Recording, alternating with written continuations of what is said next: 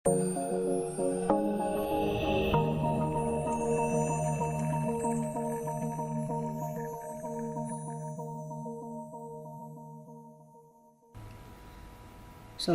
warahmatullahi wabarakatuh. Jumpa lagi kita di perkuliahan komputer dan masyarakat. Nah, kali ini kita akan melanjutkan materi keamanan komputer, yang mana hari ini kita akan membahas melanjutkan pembahasan kita mengenai software bajakan dari materi keamanan komputer. Nah, software bajakan ya, saat ini seperti kita ketahui ya, banyak software yang bersebaran di mana-mana ya, terutama software bajakan ya. Kenapa ada software bajakan ya? Kenapa banyak masyarakat terutama pengguna IT itu rata-rata banyak menggunakan software bajakan ya. Salah satu alasannya yaitu biaya. Jadi karena mereka mau mengambil yang gratisan ya. Kalau berbayar, kita tahu sendiri berapa biaya untuk membeli software yang berlisensi ya. Jadi kalau untuk suatu perusahaan, di mana perusahaan itu memang membutuhkan yang namanya software berlisensi yang bagus, maka mereka akan membeli ataupun menggunakan software yang berlisensi ya. Nah, pengertian kita membahas pengertian dari software bajakan.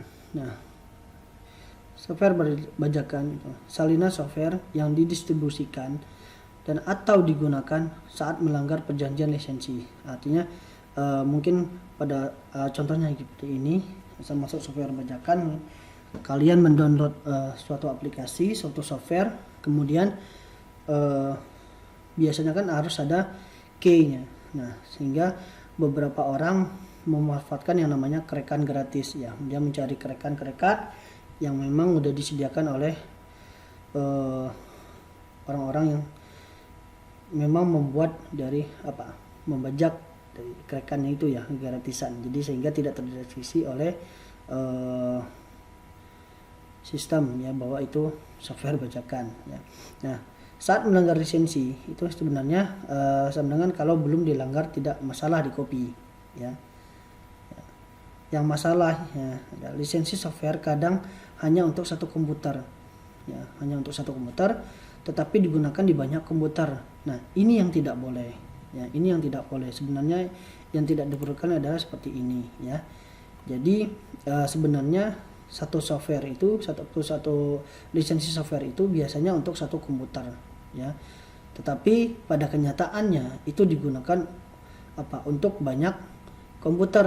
Nah, inilah sebenarnya dikatakan yang tidak boleh ya, yang tidak boleh. Sehingga satu komputer itu berlisensi, yang lainnya itu bajakan ya. Saat di coffee lebih banyak masih belum masalah sebenarnya. Yang baru dibilang bajakan saat melanggar perjanjian lisensi. Misalkan pengguna harusnya menggunakan maksimal 3 untuk software tersebut, tetapi ya dari server pembuat software mendeteksi lebih dari 3. Nah, maka itulah pelanggaran perjanjian lisensi. Maka dari itu software itu dianggap sudah bajakan ya, seperti itu. Nah, kemudian kita bahas pelanggaran perjanjian lisensi ya, pelanggaran perjanjian lisensi. Nah, salinan ilegal ya, dari sumber yang tidak mempunyai izin. Nah, itu pelanggaran lisensi. Biasanya ini didapatkan dari pihak-pihak yang memang bukan mempunyai hak untuk untuk menjual ataupun mendistribusikan lisensi dari softwarenya ya. Itu yang terkadang banyak orang yang memang memanfaatkan kecanggihan dari teknologi ya, teknologi ya. Nah, seperti ini contohnya ya, pada waktu kita menginstal, kemudian di sini kan ada namanya accept Jadi kita ikuti, kemudian baru kita bisa next ya. Kalau tidak, jadi kita tidak bisa melanjutkan proses penginstalannya ya. Jadi ini contoh-contoh. Kemudian bisa saja pelanggaran lisensi itu terjadi ya menggunakan salinan lewat dari prodi yang diizinkan oleh lisensi ya.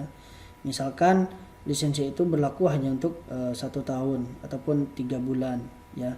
Tapi setelah lewat kita tidak memperpanjangkan lagi lisensinya atau tidak membeli lagi lisensinya, ya udah kita mencari yang bajakan tadi ataupun kerekan yang bukan lisensi aslinya. Nah, itu menjadi pelanggaran ya, pelanggaran perjanjian dari lisensi. Nah, kemudian menginstalisasi salinan lebih banyak dari yang diizinkan oleh lisensi. Ini termasuk pelanggaran dari perjanjian lisensi juga.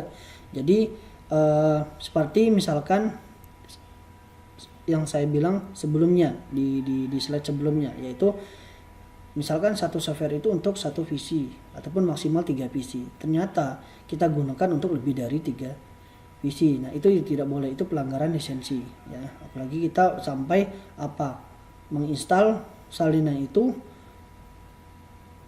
lebih dari 20 visi. Nah, itu lebih bahaya lagi ya sebenarnya ya. Itu udah termasuk pelanggaran perjanjian lisensi ya. Pelanggaran perjanjian lisensi, dan itu juga udah termasuk software bajakan. Nah, kemudian menggunakan software untuk tujuan lain. Nah, ini juga termasuk dari pelanggaran perjanjian lisensi. Contohnya untuk tujuan pribadi, bukan komersial. Contoh TeamViewer ya, itu contohnya ya. Kemudian pelanggaran ya, dari pelanggaran perjanjian lisensi itu ada dampaknya ya, dampak dari software bajakan itu sendiri.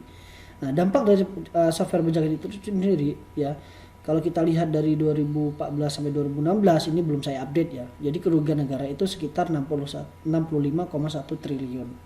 Nah, itu dari dampak software bajakan ya. Itu merugikan negara ya. Bisa kalian lihat di situsnya www.neraca.co.id ya, di mana yang menyebutkan dari beragam penindakan yang dilakukan khusus untuk software bajakan saja telah menimbulkan potensi kerugian negara hingga 65,1 triliun dalam kurun waktu 2014 hingga saat ini ya. Nah, itu loh ya, dampak dari software bajakan tadi ya.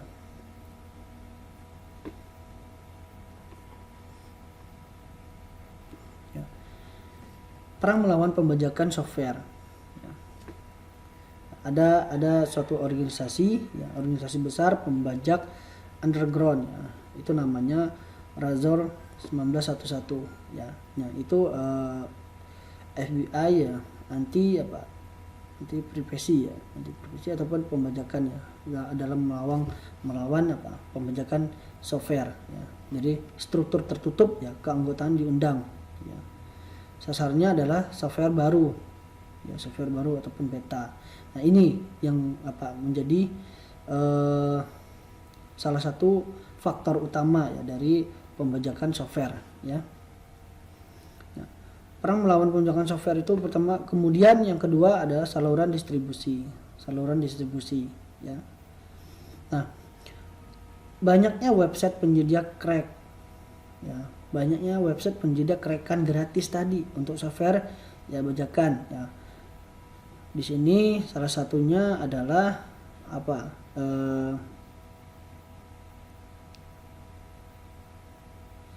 namanya Usenet Newgroups ya, Usenet Newgroups. Nah, itu paling banyak untuk kode crack ya.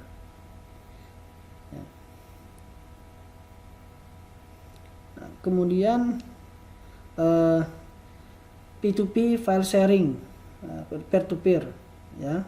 Jadi file sharing itu juga salah satu faktor ya, faktor saluran distribusi software bajakan ya.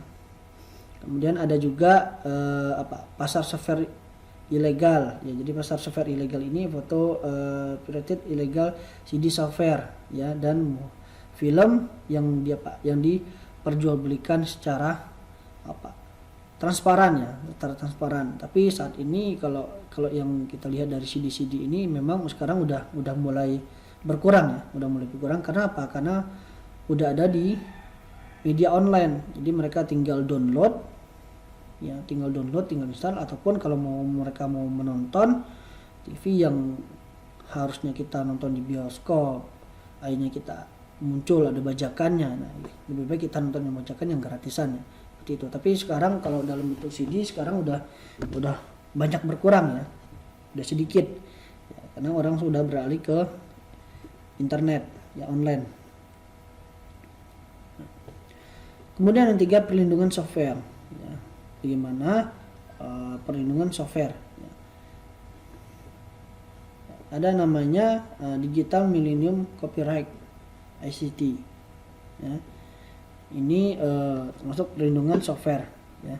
Kemudian ada juga kalau di Indonesia ada namanya ASPILUKI ya, ASPILUKI, Asosiasi Piranti Lunak Telematika Indonesia. Ini untuk perlindungan software juga ya. Ada namanya teknologi anti copy ya, teknologi anti copy ya. Ini biasanya ada kode registry ya, kode DVD, pengecekan CD dan lain-lain, atau Blu-ray ya. Jadi ada keamanan ya, ada perlindungannya ya. Kemudian kalau kita lihat dari risiko jaringan ya, ada target, ada penyebaran, ada anonim, kemudian virus ya, itu risikonya. Jadi risiko dari software bajakan itu adalah penyebaran virus ya, penyebaran virus di mana mereka akan mencari target dan kemudian menyebarkan ya. Nah, disitulah risiko dari jaringan ataupun risiko dari kita menggunakan yang namanya software bajakan. Nah, risiko dari jaringan network adalah pertama, virus paling modern bertahan melalui jaringan. Ya, itu yang harus kita ketahui. Jadi, virus yang paling modern itu akan bertahan melalui jaringan. Ya. Kemudian apa? Kecepatan penyebarannya tinggi. Ya. Menggapai lebih banyak komputer. Ya. Melindungi sumber virus anonim. Nah, seperti itu ya, itu risiko jaringan. Kemudian risiko dari jaringan itu sendiri juga adalah apa? Jaringan adalah jalan untuk menghack ya, jadi itu yang harus kita perhatikan dari keamanan komputer. Jadi jaringan itu memang selagi kita terhubung oleh suatu jaringan, nah, itu ada risikonya bisa saja ada pihak-pihak tertentu yang akan melakukan hacking terhadap sistem yang kita buat, yang kita gunakan. Itu bisa saja terjadi, ataupun aktivitas yang kita lakukan di internet ya, mereka akan masuk melalui yang namanya jaringan ya.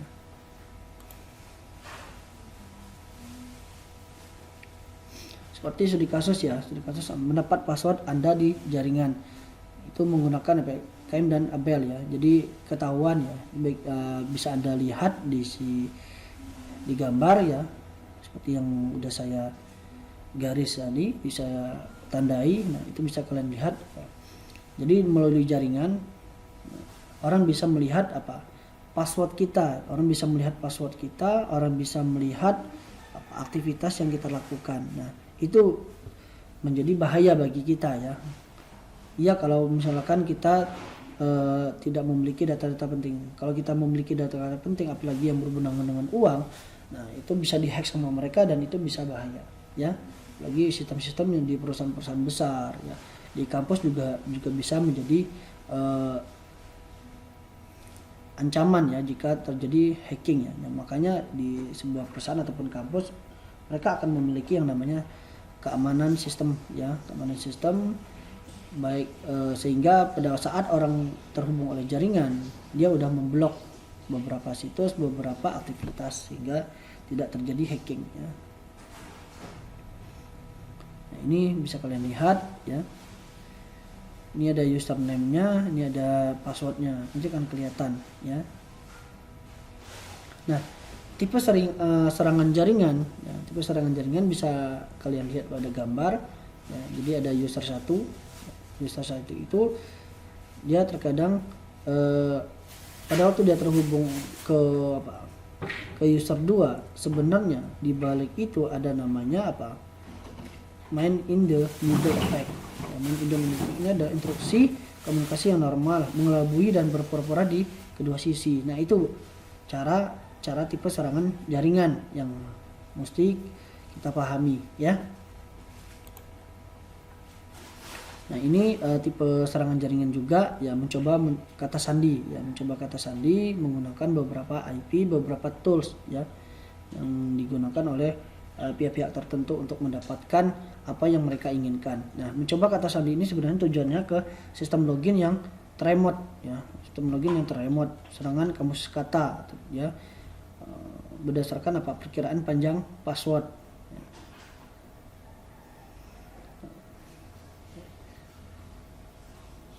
Ini juga tipe serangan jaringan ya, brute force attack ya, menggunakan ini. Jadi terkadang sebenarnya banyak tools yang dapat digunakan oleh para hacker atau orang-orang tertentu yang ingin menghancurkan sebuah sistem, melihat sebuah sistem di situasi yang mana mereka pengen melihat ataupun mengambil data yang diinginkan ya. Itu ada salah satu tipe serangan jaringan. Nah, ini mencari port ya, dengan cara mencari port, tadi mencari dengan IP, sekarang mencari dengan port. Mencari dengan port atau memilih semua port yang tersedia pada jaringan ya. Dia mencoba untuk mencari lubang keamanannya, mencari celah dari keamanannya.